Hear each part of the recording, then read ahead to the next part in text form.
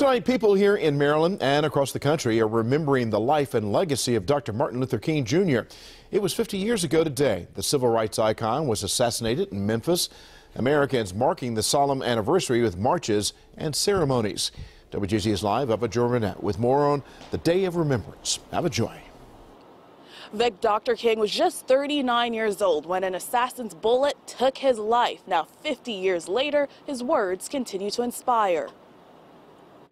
Dr. Martin Luther King Jr. took his last breath on the balcony of a Tennessee motel. 50 years later to the day, crowds returned to the site, which is now part of the National Civil Rights Museum. It's sort of like going to Mecca. That's the experience I have, coming to Mecca, where people from all over the country are here. Across the country, people honor the civil rights leader.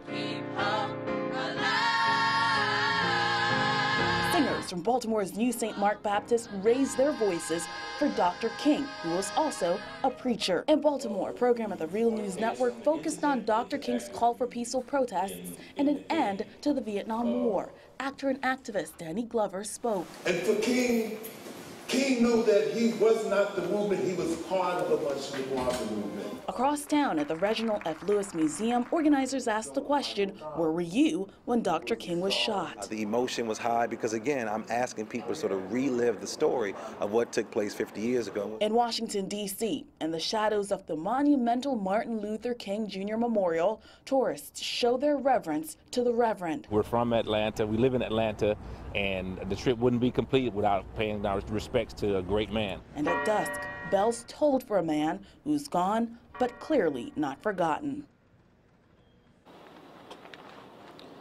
Now, Dr. King was assassinated at the Lorraine Motel in Memphis, Tennessee. That motel today is part of the National Civil Rights Museum. Ava Joy Burnett for WJZ. Ava Joy, thank you. The Martin Luther King Jr. Memorial in Washington, D.C. officially opened in 2011.